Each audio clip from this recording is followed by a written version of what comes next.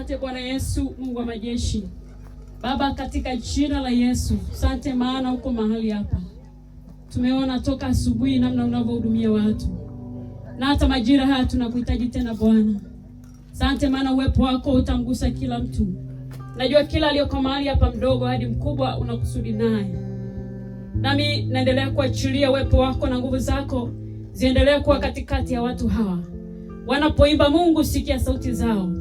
Wanakuabudu pia, sikia sauti zao. Na neno lako ya Bwana endelea kuwapa imani ya kulipokea.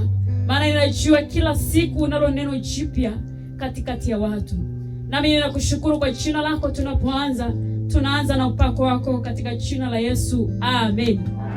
Amen. Amen.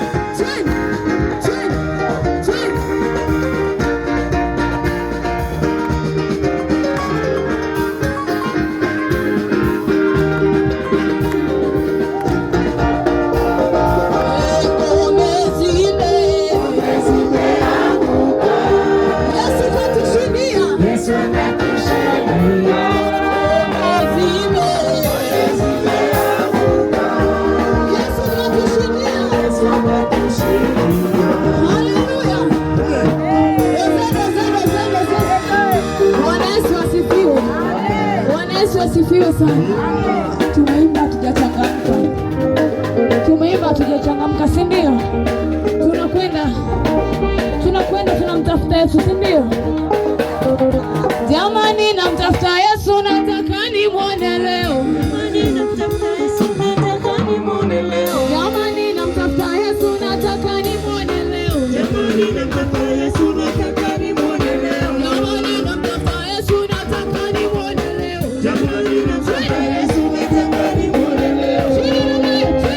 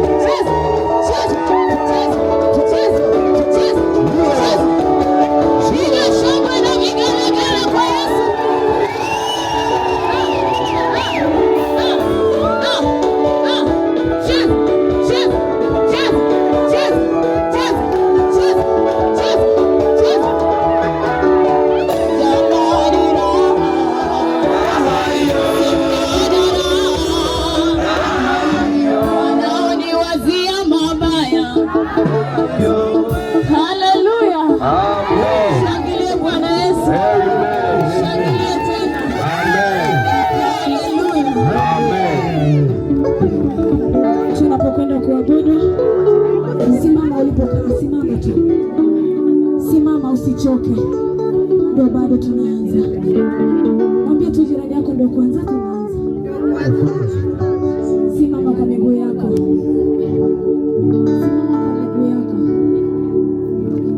simama tu kwa miguu yako. Tunakwenda kumwambia Mungu, mataifa yote yanakusanyika mbele zako, si ndio? Wangapi wanaamini kwamba tunapokusanyika kwa Mungu kuna neema, kuna baraka, kuna amani, kuna furaha huko, si ndio? Haleluya. Nyosha tu mkono wako juu.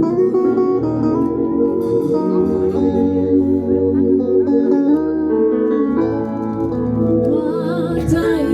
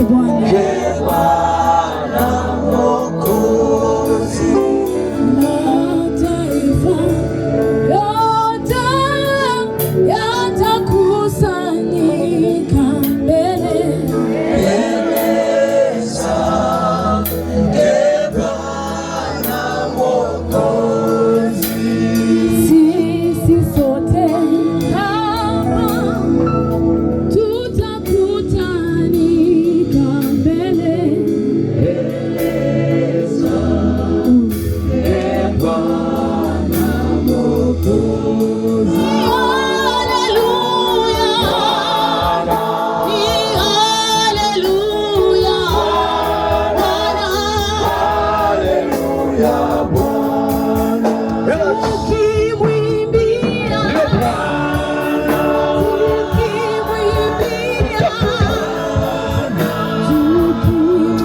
tutaliazimisha pamoja na mataifa yote ulimwenguni. Bwana, ninakushukuru kwa ajili ya jioni. Ndio Bwana mfalme wa wafalme, Mungu mwenye uwezo na nguvu zote. Mamlaka yako inatisha kama nini, e Bwana. Nyosha mikono yako namna hii. Yes. Hallelujah. Naomba kuna wadada wawili wamekaa hapo, naomba waje wakae hapa. Ndio. Waje wakae hapa, watumishi wa Mungu, naomba mje mkae hapa. Msikae huko. Watumishi wa Mungu, angalieni, tuna maana ya kusema hivyo. Nataka tuwasaidie hao watu wa Mungu. Yes, wale pale chini, wale ambao wako nyuma ni hatari, maana kuna roho ambayo imekamata ardhi ya mji wetu. Sema leo, sema leo tunakamata. Sema moto, sema moto, sema moto, sema moto, sema moto, sema moto, sema moto, sema kila aina ya roho zinazojiinua kwa watoto wetu. Sema leo, sema leo, sema leo zinakamatwa. Sema moja, sema moja, sema moja, sema moja. Tunatuma moto, sema tunatuma moto katikati ya mji wote wa Marindi, katikati ya taifa lote la Tanzania, kwa jina la Yesu, kwa jina la Yesu, kwa jina la Yesu. Sema kwa jina la Yesu. Sema leo tunatuma, sema tunatuma ule moto, sema ule moto, ule moto katikati ya mikoa yetu, katikati ya wilaya zetu.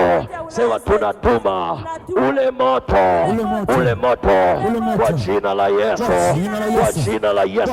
Sema ule moto, sema ule moto unatumwa kwa jina la Yesu, kwa jina la Yesu. Ule moto, sema ule moto, sema leo tunautuma kwa jina la Yesu.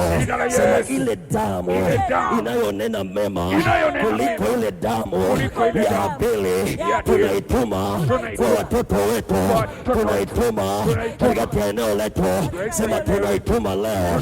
Sema ile damu inapenya, inapenya. Sema inapenya, inapenya. Sema inapenya, inapenya kwa jina la Yesu, kwa jina la Yesu.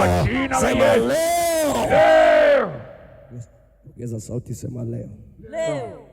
Kila aina ya uharibifu unaotokana na wazee waliotutangulia wanaotesa watoto wetu.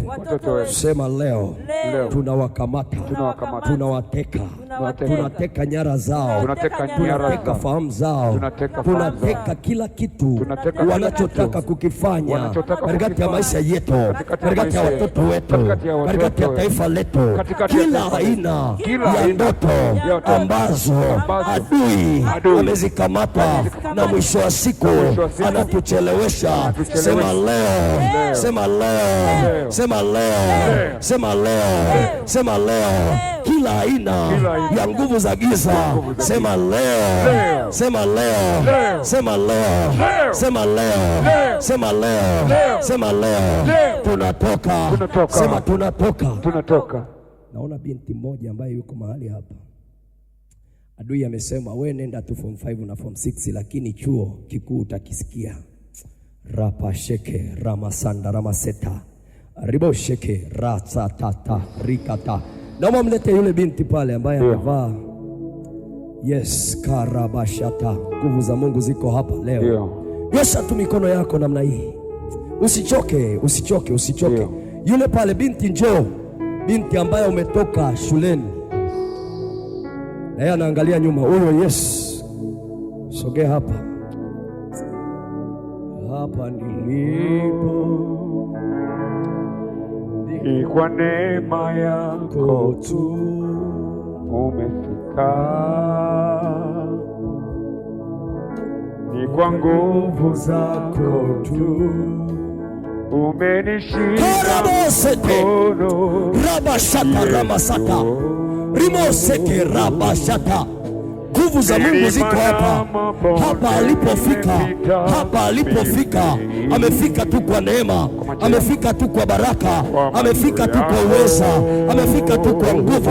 Lakini adui ana mpango mkakati wa kumtoa hata hapo alipofika. Kazi hiyo ya kuchosha, elimu ya kuchosha, elimu ya kuzikwa tu. Anaambiwa alisoma lakini hakuna chochote. Rabashata ramasata.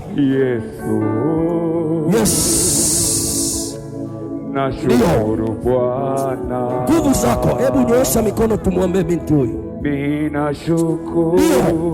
Hizo nguvu za giza zinazocheza na maisha yako, zinazocheza na wazazi wako, zinazocheza nguvu ya Mungu inaenda kupindua kila kilichosimamishwa. Hiyo mitego iliyosimamishwa leo, toka kwenye hiyo mitego. Kuanzia sasa tunataka tutangaze ya kwamba uwezo wa kiroho utasimama juu yako. Yes. Naomba na nyie mabinti zangu tuwaombee. Karibu. Sitaogopa. Yes, nyosha tu mikono yako.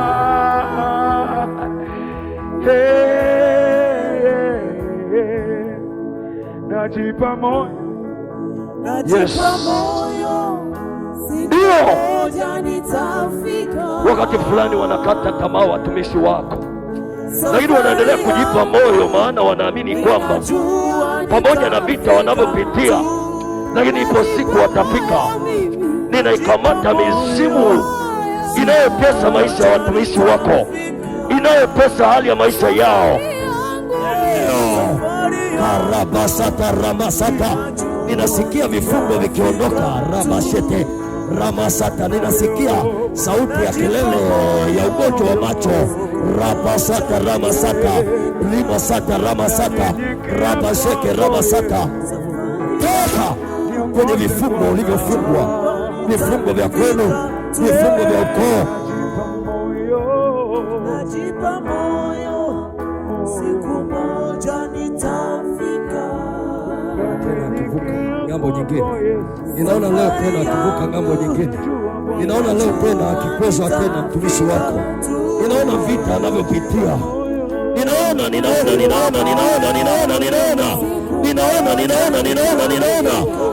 mtu anayetolewa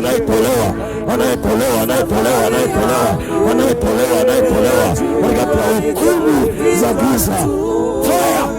Fire. Hapana, hawezi kumkamata, hamwezi kucheza naye. Sikia, kuna mtoa na wasikia, mmefika. Nataka mtese mpaka lini? Nataka mtese mpaka lini? Mateso haya ni mpaka lini? Ninaachilia nguvu za kiroho ndani yake, ninaziachilia nguvu za kiroho ndani yake. Moja,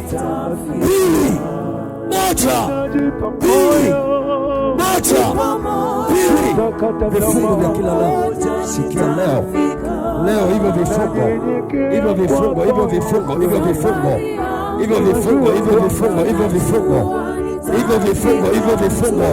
Pepo la kila namna linalopita katika maisha yake. Toka. Inasafisha njia zako zote. Adui alizozifuatilia, adui alizozikamata, kuanzia leo natangaza rehema na neema katika maisha ya kwako. Kila aina ya misiba, toka.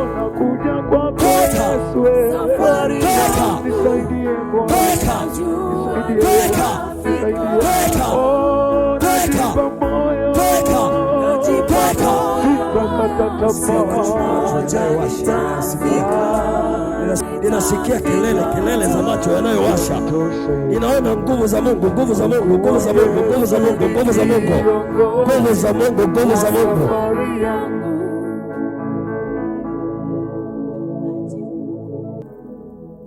Okay, tunaendelea na somo letu linalosema namna maneno mabaya uliotamkiwa au kujitamkia yanavyoweza kuharibu maisha yako.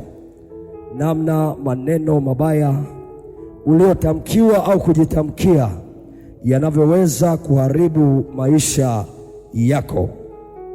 Okay, na wale ambao tulikuwepo tulipoanza kipindi hiki, tulisema kwamba katikati ya maisha ya mtu kuna vitu ambavyo Roho Mtakatifu alilisemesha, hususani lile kanisa la Waefeso, kwamba maneno yao yawe mazuri. Bwana Yesu asifiwe. Wasinene maneno ambayo ndani yake yana hila, maneno yaliyobeba uharibifu, maneno yaliyobeba roho za chuki, maneno yaliyobeba roho ya kuharibu. Kwa hiyo wale ambao tulikuwepo, tulipita hapo na tulisoma pia katika kile kitabu cha Mithali 18 mstari ule wa 21a. Biblia inasema mauti na uzima huwa katika uwezo wa ulimi, na tukasema ya kwamba kila kitu kinachonenwa au kinachozungumzwa chanzo chake ni kwenye ulimwengu wa kiroho. Kwa hiyo kila mtu unayeona ya kwamba anasema maneno mabaya au anawazia wengine mawazo mabaya, basi ndani ya huyo mtu kuna kitu kinachoitwa hila. Mwambie mwenzako hila. Okay, na tukasema wakati mwingine maneno mabaya yanaweza kusababishwa na kitu kimoja kinachoitwa matendo mabaya mtu aliyoyatenda zamani. Bwana Yesu asifiwe. Okay, sasa sitatamani tupoteze muda wetu hapo, na natamani tuendelee na eneo hili linalosema maneno mabaya yana nguvu ya kuleta hofu ndani ya mtu. Maneno mabaya yana nguvu ya kuleta hofu ndani ya mtu. Na Biblia ninayosoma katika kile kitabu cha Samueli wa kwanza sura ile ya 17 mstari ule wa 11. Samueli wa kwanza sura ile ya 17 mstari wa 11. Biblia inasema basi Sauli na Israeli wote waliposikia maneno hayo ya Mfilisti wakafadhaika na kuogopa sana. Wengi tunafahamu kuhusu habari ya kile kisa cha Wafilisti na Waisraeli, namna walivyokuwa wakishindana, namna walivyokuwa wakifarakana. Kwa nini? Kwa sababu mataifa haya mawili kuna mahali walifika wakapishana. Sasa kulikuwa na mtu mmoja, Biblia inamtaja, anaitwa Goliati. Sema Goliati. Huyu Goliati akafika katikati ya hao wana wa Israeli, akaanza kutoa maneno magumu katikati yao, na wao walipoyasikia yale maneno, maandiko matakatifu yananiambia ya kwamba wakaogopa. Kuna maneno ambayo unaweza utamkiwe katikati ya maisha ya kwako, unapoyasikia yale maneno unaogopa. Mtu anakuambia ya kwamba utanitambua. Utafanya nini? Anakuambia utanitambua. Kwa lugha ya kawaida unaweza ukajiuliza maswali mengi. Kwa nini huyu mtu ananiambia ya kwamba nitamtambua?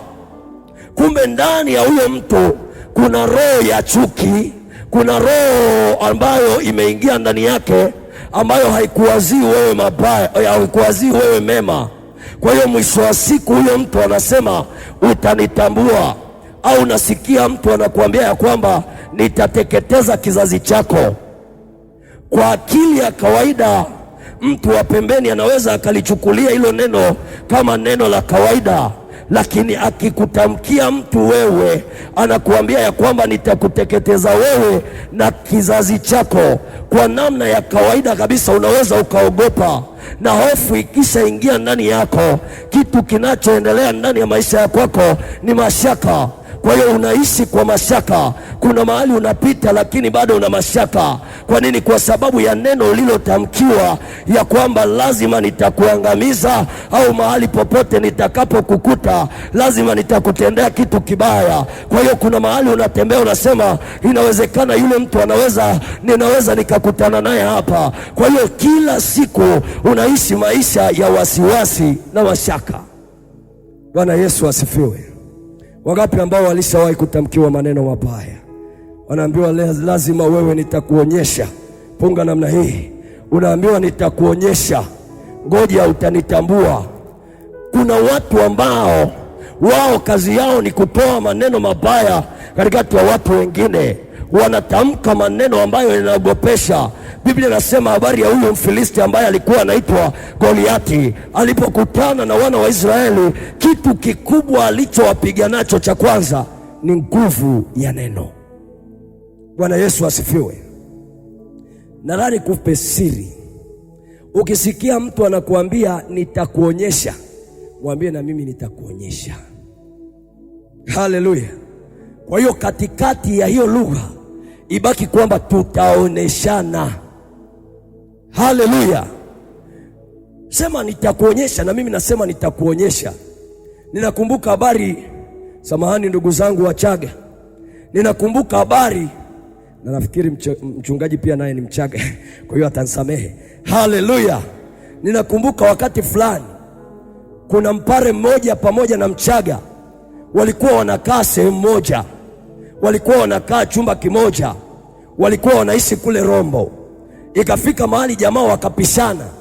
Jamaa walipopishana, huyu Mpare akamwambia nitakuonyesha, na yule Mchaga akamwambia wewe Mpare nitakuonyesha. Kwa hiyo ikabaki wanasema tutaonyeshana. Sasa akatokea yule Mpare alikuwa anaishi kule Bombo. Wakati fulani yule Mpare sasa akaambiwa wewe rudi nyumbani ukafanye vya kwako na mimi nikafanye vya kwangu. Kumbe Mpare ameongea lakini kwao hakuna chochote, lakini akasema nitakaporudi kwa baba lazima ataniunga mkono. Akarudi nyumbani akamwambia baba, huyu mwenzangu ninayekaa naye unayemjua yule tayari tumeshapishana. Wakati huo ulipofika majira hayo, baba yake anamwambia kwa hiyo umekuja ili nikufanyie nini? Akamwambia nataka yule mtu umwangamize, maana ameniambia nikimshindwa basi yeye atanifanyia mimi. Basi baada ya hapo mzee akamwambia mimi sina chochote. Akamwambia hebu twende kwa mganga fulani ambaye alikuwa katikati ya lile eneo, sitamtaja jina lake. Akamwambia twende ili akaniangalizie kwamba yule jamaa atakachokifanya ni nini, na hicho atakachokifanya akiharibu ili sisi tufanye cha kwetu. Mzee akamwambia hao mambo sifanyi, mimi ni jina la Yesu tu. Akamwambia mkabidhi huyo Mchaga kwa Yesu, huyo ambaye anakuambia ya kwamba atakuonyesha, mkabidhi kwa Yesu.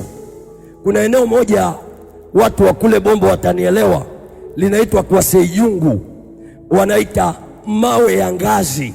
Ukishuka pale kuna mawe ya ngazi, unashuka unapiga 1 2 3. Jamaa ghafla akaona upupu ule ambao uko kama maharage, akatafuta mahali penye kiberiti, akakwangua ule upupu akaweka ndani ya ganda la kiberiti. Alipofika pale anaambiwa wewe Mpare umekuja? Akamwambia ndio nimekuja. Akamwambia haya ingia ndani na mimi nitoke nitakuonyesha. Jamaa alivyotoka tu, jamaa akaweka upupu kwenye nguo zote. Weka upupu, weka upupu, weka upupu kwenye godoro, maana anasema hapa silali. Weka kabisa. Mchaga anakuja anavaa nguo. Ni hivi tu, ni mwendo wa hivi tu, ni hivi tu.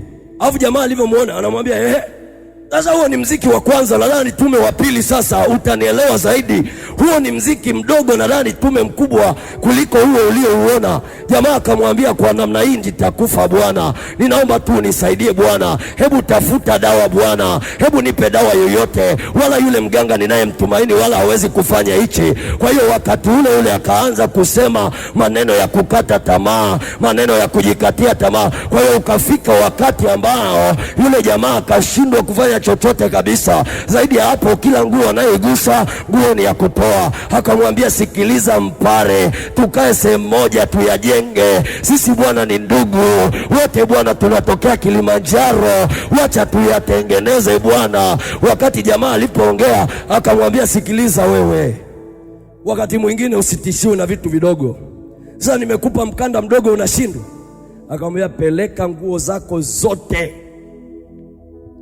peleka mtoni, na utakapozifikisha hapo ziache hapo ndani ya siku 3, alafu tafuta omo nzuri.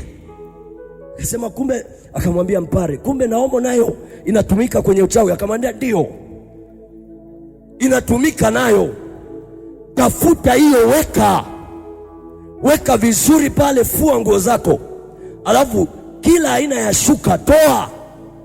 Akatoa shuka zote, peleka. Godoro toa.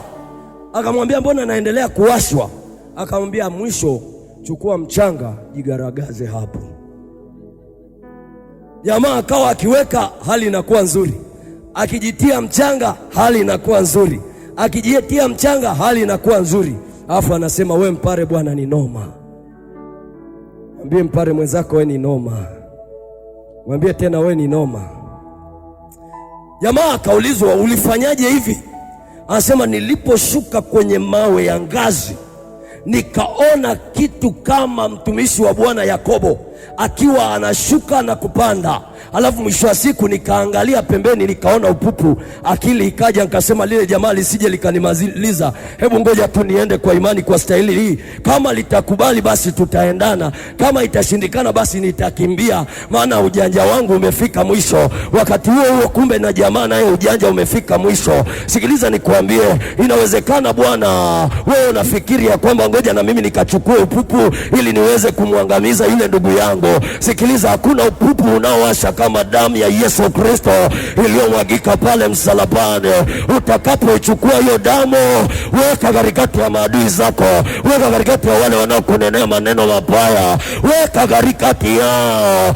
Watasarenda mbele za Bwana aliye hai. Wataangalia huko na kule, wanasema ya kwamba mbona kaka mama kanaendelea kupendeza, ninakapeleka kila mahali, ninakapeleka kila eneo, lakini bado kanaendelea kunawiri. Sasa nitafanya nini Bwana? Mwambie, damu ya Yesu, damu ya Yesu, damu ya Yesu, damu ya Yesu. Itume damu ya Yesu kwenye maneno mabaya unayotamkiwa. Mwambie mwenzako, itume damu ya Yesu kwenye maneno unayotamkiwa. Damu ya Yesu inaweza kukusafisha. Sasa nadhani kuambia kitu kimoja. Unaweza ukutane na maneno mabaya kwa sababu ya hali ya umaskini. Watu wanakusema vibaya, kumbe wala sio shida nyingine. Shida ni hali ya umaskini ulio nao. Ambiwa isiangalia mahali anapotoka, unasemwa vibaya. Unashangaa kinafurika Marindi, kinaenda katikati ya eneo la Tanga, kinaenda katikati ya eneo la Arusha, kinaenda kila mahali, Morogoro, kinaenda kila sekta. Unashangaa tu unasemwa. Na hamna kitu kihatari kama teknolojia. Sasa hivi ukifanya chochote hapa tayari kiko kila sehemu, kwa sababu simu ipo. Haleluya! Unajiuliza, huyu na yeye anajuaje huu mkanda? Hapo nadhani wape siri. Vijana wetu wanajua mambo yetu kuliko sisi wenyewe. Si unajiuliza wanayapata wapi? Kumbe kuna viredio mbao. Mwambie mwenzako, wewe ni kiredio mbao. Mwambie acha kuwa kiredio mbao. Mwambie acha kunisemea maneno mabaya. Mwambie acha kunisemea maneno mabaya. Mwambie acha kunisemea maneno mabaya. Mwambie yoyote uliokaa naye hata katikati ya hiyo sebule yako, mwambie acha kunisemea maneno mabaya. Mwambie acha kunisemea maneno mabaya. Mwambie acha kuwa kiredio mbao Bwana, acha kunifarakanisha na watoto wangu, acha kunifarakanisha na ndugu zangu, acha kunifarakanisha na rafiki zangu. Wakati mwingine unaweza kunenewa maneno mabaya kwa sababu ya hali ulionayo. Wasikia yule mama naye mtoko wake ni kale kagauni tu, ukisha katoa kale hawezi kuvaa tena. Watu wanasemeana maneno mabaya. Sasa Biblia inasema katika kile kitabu cha Nehemia sura ile ya 5 ukianza ule mstari wa 1 na kuendelea hata ule mstari wa 6, angalia habari ya watu ambao walikuwa wanakutana na hali ya umaskini, kitu walichokutana nacho cha ajabu. Biblia inasema katika kile kitabu cha Nehemia sura ile ya 5 mstari wa 1, Biblia inasema ndipo kukatokea kilio kikuu cha watu. Sema ndipo kikatokea kilio kikuu cha watu. Kilio kikuu cha watu na wake zao juu ya ndugu zao Wayahudi. Fatisha maneno ninayosema, mwenye maiki anisaidie. Maana walikuwako watu waliosema sisi na wana wetu na binti zetu tu wengi na tupate ngano tule tukaishi. Tena walikuwako wengine waliosema tumeweka rehani mashamba yetu na mizabibu yetu na nyumba zetu tupate ngano kwa sababu ya njaa. Tena walikuwako wengine waliosema tumekopa fedha kulipa kodi ya mfalme kwa kuweka rehani mashamba yetu na mizabibu yetu. Walakini miili yetu ni kama miili ya ndugu zetu na watoto wetu kama watoto wao. Binti zetu kuwa watumishi na baadhi ya binti zetu wamekwisha kutiwa utumwani, wala hatuwezi kujiepusha nayo. Maana watu wengine wana mashamba yetu na mizabibu yetu.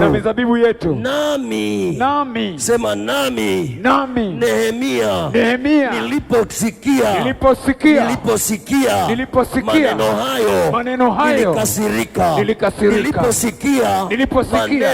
Maneno ya wale maskini waliokuwa wanasema habari ya mashamba yao kwamba yamekamatwa.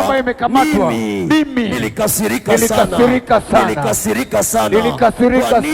Sema kwa nini? Kwa sababu ndugu zao wamechukua vitu ya ndugu zao ambao ni maskini mashamba yao wameyachukua. Sikiliza nikwambie, Biblia inasema habari ya wana wa Israeli, ambapo katikati ya familia moja walikuwepo wengine ni matajiri na wengine walikuwepo ni maskini. Hasa maandiko yananiambia ya kwamba wale ndugu ambao walikuwa na utajiri walichukua vitu vya ndugu zao. Kwa nini? Kwa sababu taifa lilikuwa linapitia kipindi kigumu cha njaa. Kwa hiyo jamaa walichokifanya, wale wenye nguvu waliwaonea wengine. Kwa nini? Kwa sababu waliona kabisa ya kwamba hawa jamaa hawana chakula. Kwa hiyo wakawa wanawapa fedha kidogo au wanawapa ngano kidogo ambayo ni chakula, ili jamaa waache vitu vyao rehani. Wanaweka nyumba zao, wanapewa kopo moja ambalo lilikuwa ni la ngano. Alafu mwisho wa siku jamaa walikuwa wanaishi maisha ya taabu, maisha ya umaskini, wanaendelea kuteseka, wanaendelea kulia. maandiko maarifu yananiambia ya kwamba ikafika wakati hawa jamaa wakatoa malalamiko yao, wale maskini katikati ya familia zao wakatoa malalamiko yao, wakayapeleka kwa ndugu zao, kwa Nehemia. Wakamwambia Nehemia, tunateseka, mbona hawa wana watoto kama sisi tulivyokuwa na watoto, lakini watoto wetu sisi wanawapeleka kuwa watumwa kwa sababu ya hali zetu za umaskini. Biblia inasema Nehemia aliposikia yale maneno aliumia sana. Kwa nini? Kwa sababu aliona watu wa taifa moja wakiwa wanaoneana wao kwa wao, watu wa kabila moja wakiwa wanaoneana wao kwa wao, watu wa jamii moja wakiwa wanaoneana wao kwa wao, kama tulivyo sisi tunavyooneana kwa sababu ya shamba, kwa sababu ya vitu vya dunia hii. Watu wanaoneana. Sikiliza, kuna watu wanaonewa lakini ni vitu vya wazazi. Watu wengine wanavichukua hivyo vitu kwa sababu wanajua ya kwamba huyu hata nikichukua atanipeleka wapi. Kwa hiyo huyo mtu anaonewa, ananenewa maneno mabaya, sio kwa sababu hana haki, ni kwa sababu ya hali ya umaskini. Sikiliza nikwambie, kuna mahali ambapo unaweza utoe kitu chako ukiweke rehani kwa sababu ya hali mbaya ulio nayo. Unaangalia kwenye lile eneo lako, kwenye ile nyumba yako, unashangaa unaweka nyumba, lakini pesa, nyumba ina thamani ya milioni 10, lakini pesa unayopewa ni milioni 1.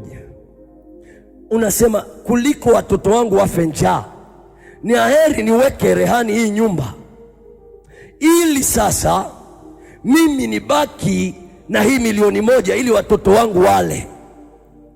Lakini huyo mtu anayekupa hiyo hela ni ndugu wa tumbo moja, akashindwa kukusaidia kama ndugu yake, akaona namna pekee ya kukufanya ni kukuonea, kukuumiza. Mwambie mwenzako, acha kuwaumiza wengine, acha kuwaumiza wengine. Kwa hiyo mtu anaumizwa na ananenewa maneno mabaya, sio kwa sababu labda yule mtu hana haki. Hapana, ni kwa sababu ya hali ya umaskini. Kuna watu mawazo yao hayasikilizwi, sio kwa sababu hawana mawazo mazuri, ni kwa sababu ya umaskini. Maneno yako yanachukuliwa kama maneno ya upuuzi. Kwa nini? Kwa sababu kuna watu wenye nguvu ambao ndo wanaweza kusema wakasikika, lakini wewe kwa sababu ya hali yako ya umaskini, hata ukisema, Biblia inasema neno la maskini hata kama lina hekima linaweza likachukuliwa kama upuuzi tu. Haleluya! Ataniambia nini huyu mwanamke? Ataniambia nini huyu mama? Ataniambia nini? Kwa sababu tu inasemekana mwanamke ni dhaifu, kwa hiyo anachukuliwa katikati ya ile hali ya udhaifu, anaonekana kama yeye hawezi kusema chochote mbele ya wanaume. Sikiliza nikwambie, wako wanawake maprofesa wa kusema maneno yanayoeleweka katika jina la Yesu. Hata kama watu wanakudharau kwa sababu ya hali ulio nayo, usiogope, endelea kusonga mbele katika jina la Yesu Kristo wa Nazareti aliye hai. Watu wakiangalia ile biashara yako wanasema hata biashara anakapeleka wapi? Usiogope, endelea kusonga mbele katika jina la Yesu. Huo mtaji ulio nao, endelea kuongeza mwendo katika jina la Yesu. Hiyo shamba ndogo ulio nayo ambayo unavuna makopo 5 mpaka 8, endelea nayo katika jina la Yesu, maana wakati wa Bwana utakapofika, Bwana atakukuza kwa wakati wako katika jina la Yesu. Usiogope watu wanaokuonea huruma, wanakuambia acha kuhangaika maana akakashamba akawezi kukupa chochote. Hao watu wanakunenea tu hayo maneno ili urudi nyumbani ukalale, lakini wakati ukilala wao wanacheka, wanasema huyu mama ana akili timamu, huyu baba ana akili timamu. Kama ameshindwa kuanza na hichi kidogo, anawezaje kupata kikubwa?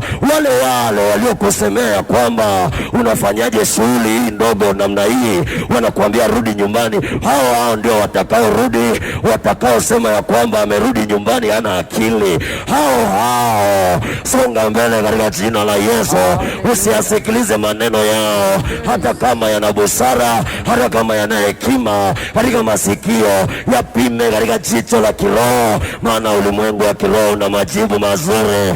Wakati wanakukatisha tamaa, Bwana anakuambia ya kwamba huo mkate mtaa, huo mikate mitano na hizo samaki mbili, nataka nizitumie ndani ya hiyo nyumba yako. Hizo samaki ninataka nizitumie. Kwa hiyo usiogope kwa sababu ya uchache ulio nao, usiogope kwa sababu ya maskini ulio nao.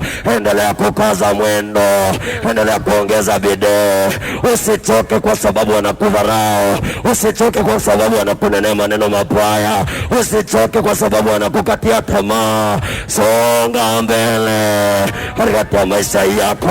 Biblia inaniambia ya kwamba mtu mmoja ambaye alikuwa kipofu anayejulikana kwa jina la Bartimayo, kuna wakati ulifika akasikia kwamba makutano yanapita na ni Yesu anayepita, akaanza kupaza sauti akisema, Yesu mwana wa Daudi, ninaomba unirehemu. Watu wakasema acha kupiga kelele, yeye akaendelea kuita. Kuna mahali utafika utasikia kelele nyingi juu ya maisha ulio nayo. Endelea kumwita Yesu, usiogope kwa sababu yao wanaosema ya kwamba acha kuita. Songa mbele, usisikie maneno yao. Biblia inaniambia ya kwamba yule mtu wa kuogopa aliendelea kupaza sauti akisema, Yesu mwana wa Daudi, naomba unirehemu. Ni kweli mimi ni kipofu, ni kweli mimi ni ombaomba, lakini leo ninakuita kwa sauti yangu. Ni kweli ninaambiwa ya kwamba ninyamaze, lakini sitanyamaza, nitaita. Ni kweli ninaambiwa niache hii biashara, lakini sitaacha. Nitaendelea na biashara yangu, nitaendelea na elimu yangu. Ni kweli ninatamkiwa ya kwamba kwetu hatujasoma, lakini sitaacha kuendelea kusoma. Hata kama ndugu zangu wanasemewa ya kwamba hawajasoma, mimi nitasoma. Ni kweli ninaambiwa elimu yangu ni ndogo, siwezi kusimama mbele yao, lakini nitakapopata nafasi nitasimama tu. Wakinikubali sawa, wakisema elimu ni ndogo sawa, lakini nitasimama kwa kiapo cha Yesu. Bwana, utakaposimama na viatu vya Bwana, hata kama wamekukatia tamaa, hautaweza, hawataweza. Simama hivyo hivyo. Mwambie jirani yako simama hivyo hivyo. Mwambie tena simama hivyo hivyo. Mwambie tena simama hivyo hivyo. Sikiliza nikwambie mpendwa, ni kweli kwamba una chumba kimoja. Wakikutazama wanakuona una chumba kimoja. Usikose ujasiri mbele yao. Piga kelele katikati yao hivyo hivyo, wala usinyamaze.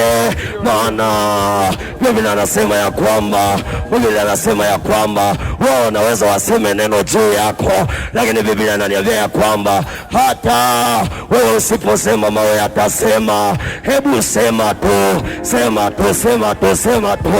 Ubarikiwe mtu wa Bwana. Endelea kusonga mbele, endelea kupiga kelele mbele za Bwana, endelea kulitaja jina la Bwana. Haleluya. Ninaona watu waliodharaulika wakiinuliwa tena. Ninaona watu waliokatiwa tamaa wakiinuka tena, wakipiga hatua mpya, wakipewa hatua mpya tena. Hebu endelea hivyo hivyo. Mwambie mwenzako endelea hivyo hivyo. Mwambie songa mbele hivyo hivyo. Mwambie ni kweli wanakukatisha tamaa. Mwambie ni kweli unadharaulika sana. Mwambie ni kweli unanenewa maneno mabaya sana. Mwambie lakini usikaze, usiache kukaza mwendo. Mwambie usiache kukaza butu. Mwambie kaza butu yako Bwana. Utatembea hivyo hivyo katika jina la Yesu. Haleluya tena mtu wa Bwana.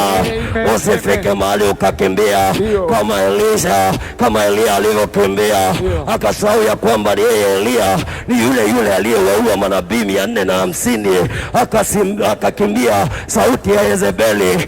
Usiziogope hizo sauti za Yezebeli, ni kweli zinasema ya kwamba ngoja atatutambua, lakini endelea, maana mahali ambapo hawataamini ndipo ambapo Bwana atakapotoa chakula, atakapowatuma ndege, atakaposema ya kwamba tuko tayari kumlisha, niko tayari kumwezesha. Watu ulionao wanasema ya kwamba wala hatutamwezesha, lakini Bwana anasema nitamwezesha. Nitatuma ndege zangu, nitatuma kunguru wangu, nitatuma vitu vyangu, nitamwezesha. Haleluya. Ni kweli watoto wamesoma, lakini ametuzidi nini? Usiogope, songa mbele. Wacha waendelee kukudharau, lakini songa mbele. Wacha waendelee kukukatia tamaa, lakini songa mbele. Wacha waendelee kukunenea mabaya, lakini songa mbele. Ninaona taa ya mtu iliyozimika ikiwaka tena katikati ya maisha yake.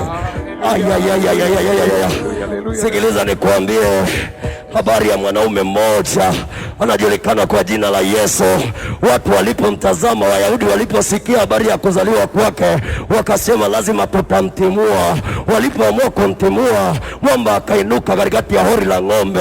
Mwamba alipoinuka katikati ya hori la ng'ombe, Biblia inasema nyota ikawaka katikati ya lile hori la ng'ombe, lile eneo ambalo lililalaulika, lile ambalo lilikataliwa. Hapo ndipo taa ilipowaka. Ninaona taa ikiwaka tena katikati ya maisha yako. Ninaiona ile taa iliyozimwa na maneno ya watu. Rabasete ramasata rikasata ramasete. Inawezekana wakikuangalia wanakuona kama umezaliwa kwenye hori la ng'ombe. Waisema watu namuona huyu kama amezaliwa kwenye hori ya ng'ombe. Maana wakiangalia familia yako haina historia, wakiangalia maisha yako hauna historia ulioitengeneza, wakiangalia elimu yako darasa la 7, wakati mwingine darasa la 5, lakini Bwana ameamua kukisafisha cheti chako cha maisha kwa kubariki na kuyabarikia maisha yako. Cheti chako cha maisha kitakuwa bora kuliko vyeti vya wasomi. Cheti chako kitang'aa tena katika jina la Yesu. Natamani nisikie mama mmoja anayegonga kwa jirani yake, anasema ya kwamba lazima ning'ae, lazima niwake, lazima kieleweke katika maisha yao. Ni kweli elimu yangu si kitu, lakini lazima kweli. Tukiangaliwa mtandaoni kwenye wahubiri wakubwa hatupo, lakini tunakuja katika jina la Yesu.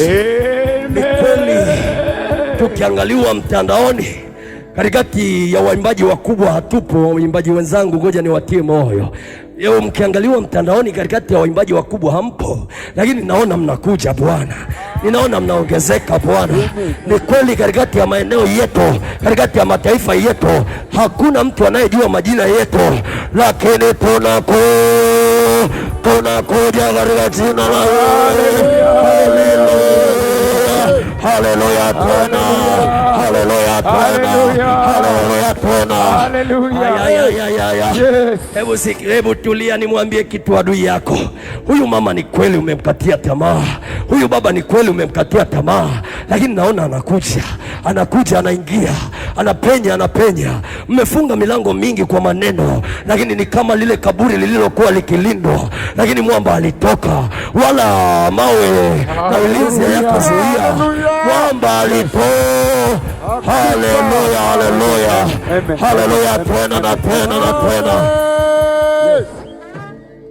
Kaburi lako walilokuzika nalo wanasema tumemzika kwa jina lake. Wametuma walinzi, na hao walinzi inawezekana ni katikati ya ndugu zako, na hao walinzi inawezekana ni katikati ya watu wanaokupenda, na hao walinzi inawezekana ni katikati ya wale unaotembea nao. Ukifika mahali, ukifika kituo, wao wanaweka kituo cha kukusengenya, na wao wanaweka kituo cha kukusema. Inawezekana ni hivyo. Inawezekana wameweka mawe makubwa kama jiwe waliomwekea Yesu, wakaweka muhuri, wakasema ya kwamba huyu mfalme wa Wayahudi ndiye huyu aliyelala hapa. Wao walimuona mfalme wa Wayahudi aliyelala, lakini Mungu alimuona mtu ambaye siku ya tatu anaondoka. Siku ya tatu mtu anayeondoka katikati ya makaburi. Watu wakikutazama wanakukatia tamaa, wanasema haya, kale kajumba ni kafulani, lakini Bwana akikutazama ndani ya miaka 5 analiona jumba la ajabu katikati ya maisha yako. Anaona baraka za ajabu katikati ya maisha yako. Haleluya, amen. Haya, haleluya. Ndio, sikiliza, Roho Mtakatifu kuna kitu ananiambia niwaambie. Sikiliza mpendwa, mtu wa Mungu, ninaona watu waliokatiwa tamaa, ninawaona watu walioonekana ya kwamba hawafai kwa sababu ya maisha yao. Ninaona wakija Bwana, ninaona miaka 5 ya neema, ninaona miaka 5 ya heri katika ya taifa letu. Ninaona hizo baraka za Bwana zikipenya katika ya maisha yao. Haleluya. Amen, amen. Mchungaji wetu, inawezekana watu wakikutazama wanakuona kama mtu mdogo, kama mama asieleweka, lakini Yesu akikutazama anakuona lichungaji la ajabu. Lakini Yesu akikutazama anakuona mambo ya ajabu. Haleluya. Sikiliza nikwambie, kidogo kidogo nikinyata kunya uzima wa milele, kidogo kidogo nikinyatanya, ninatamani kuja kuwa uzima wa milele. mimi ninatembea, Kidogo kidogo nikinyatanya, ninatamani kuja kuwa uzima wa milele. ulimwengu utanipeleka wapi? Anasa zitanipeleka wapi? Ulimwengu utanipeleka wapi?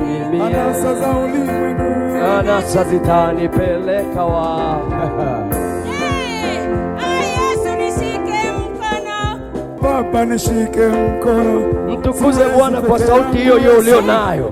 Yesu nishike Yes. mkono, ulimwengu umejaa dhambi. Yesu nishike mkono, Yes, karabasata. Rika sata rabasata. Riboseke rabasata. Ndio Bwana.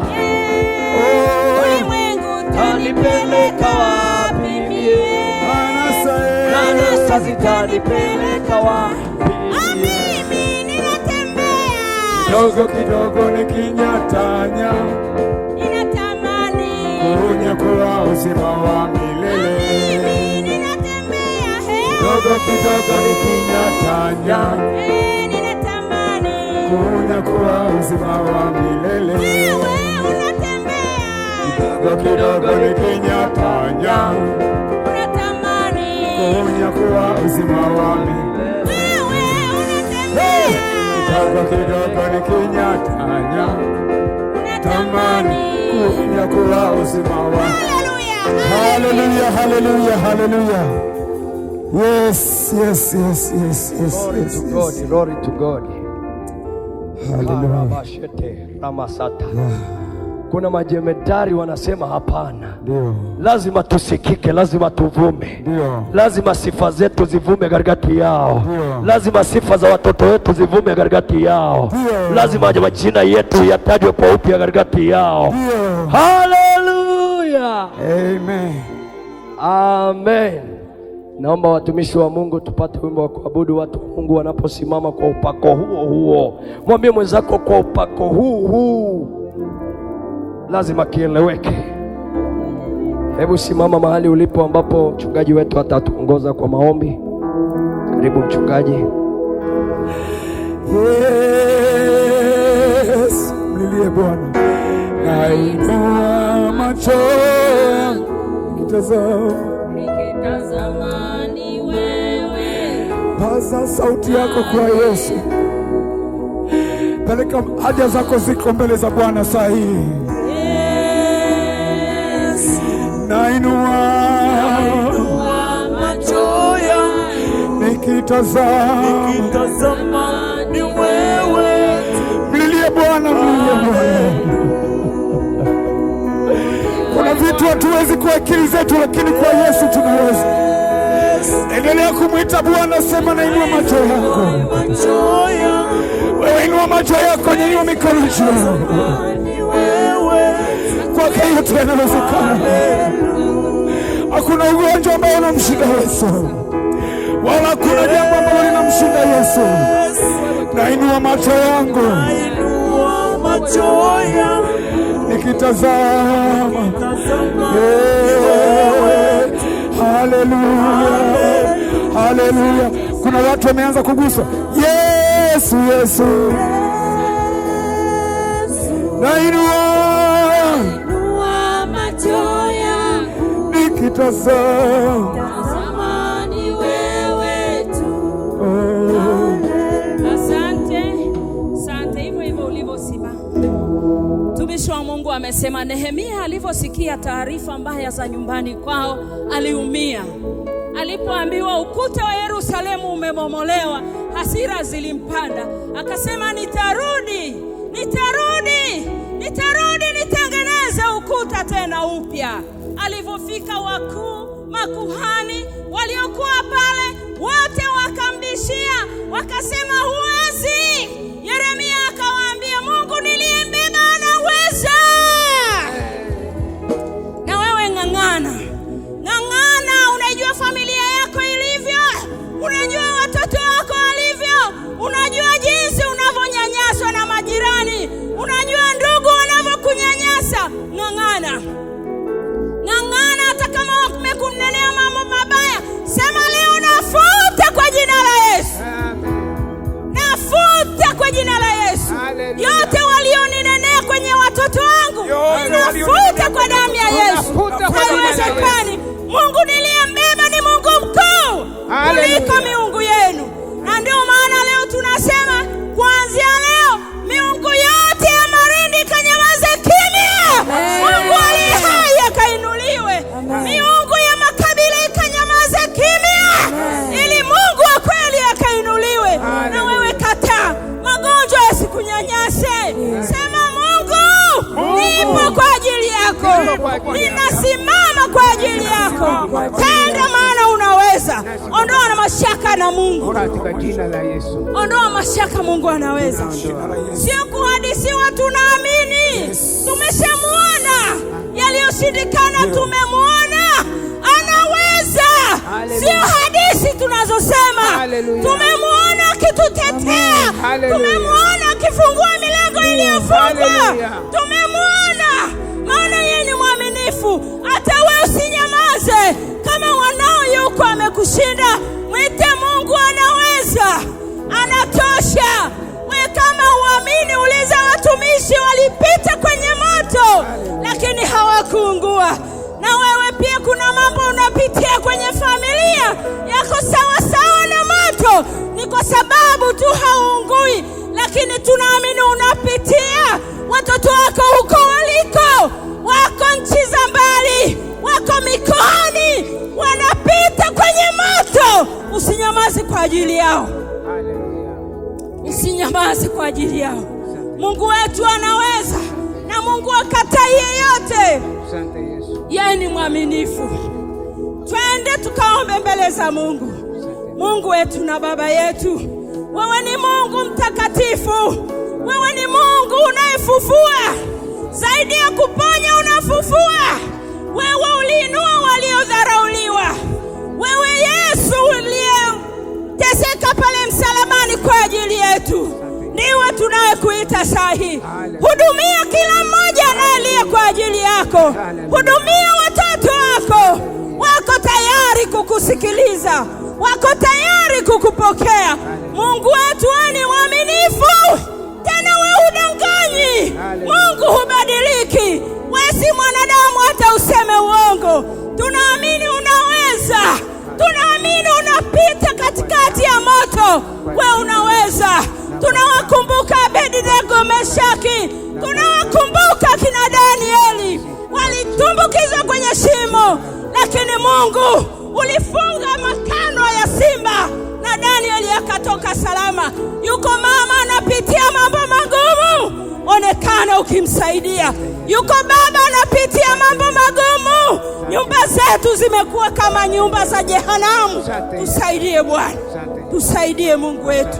Haleluya, haleluya, haleluya, haleluya.